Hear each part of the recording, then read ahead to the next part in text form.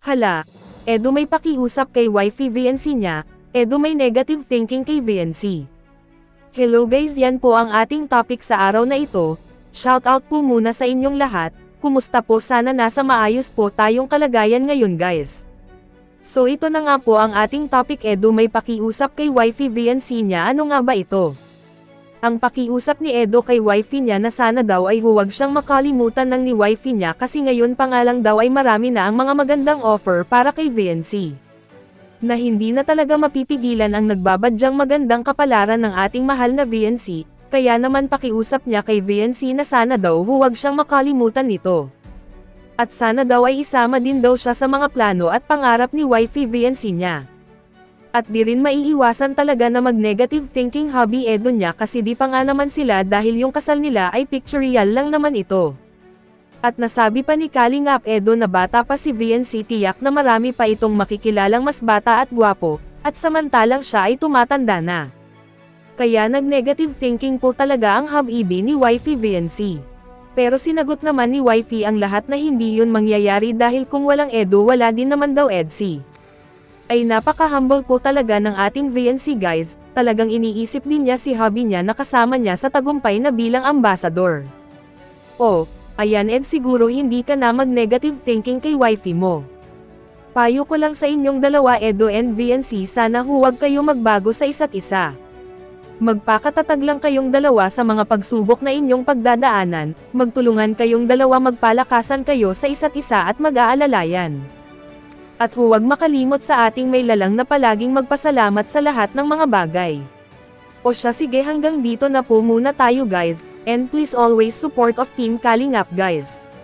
Huwag sana nating pagsaawa ang suportahan ang kanilang mga YouTube's channel, at pakidamay nyo na din po sana ang aking munting channel guys. Thank you so much guys, good day and God bless everyone. Hirap magsuot ng gano'n ah. Gibat. Grabe na. Wedding pa lang, Tim, ano? Nagulat ako. Wala ko suot na na yan eh. Ay, magtulog. Ako, Para bang nagano. Ano ba, practice ba yun o ano? gusto ko practice. Oo, iba talaga. So, sobrang sikat ka na talaga, daming nag-aarasal, no? Kasi yung dami nag-i-invite sa'yo, ganito, gusto maliit ba ka talaga? Baka talaga. Tapos natin mo sana, sa lahat. Sana, o kalimutan. Sinikat ka na. Pambihira. Ikaw nga, sikat niya. Picture mo, nandiyan na sa billboard, ah. Kaya, Hindi mangyayari. Baka mauna ka pa. ako na saan. Alimot. Hindi ba naman nakalimutan? Sige naman. Di pa rin matanda ako. Pag-bis na akong maging makalimutan eh. Baka ito yun. Nakalimutan mo na ako. Oo. Kasi kanina nga eh. Naisip ko ano. Ganun pala yun. Pagka darasal na tayo. Ganun palang feeling. Aliw. Baliw pa nga. Pero, alam mo, grabe. Paliginit ko lang yung naiisip eh. Pero kanina parang parang namunutan pakiramdam ko. Sa noon na. Sobrang saya. Alam mo yun? Ano yun eh? Pangarap na yun ang mga gaya namin. Ano na? Pambihira. Soon. Ay, joke. Joke lang. Pambihira. Panay joke. Kakasura. Hindi kasi natin alam kung ano. Ayun. Wala. Hindi mo alam ang ano ito. Banaran mo. Sabi ang gagawa nun.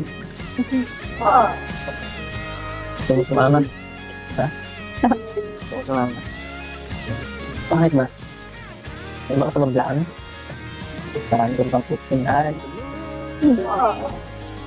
May iwan pa ba ako dito? No. Pero sana naisip ko rin ako sa plano ko paminsan-minsan. Naisama mo ako kahit paano lang. Dahil lang sa natin yung pati natin. Okay lang. Kaya na ako dun. Para lagi kang kasama ka. Kasi alam mo, ikaw, bata ka pa eh. Dahil pang pinadaanan. Dahil pang siguro gustong dahil sa buhay. Ano na pang ano. Pwedeng makilala. Mas pogi, mas bata. Pakunti. Bira ka. Ako, ganito na lang ako eh. Para lang, pakupat ka ako. Kumbaga sa ano, Hindi din to yung kanyang alin? Hindi ko narinig eh. walang NC kung ano, walang N.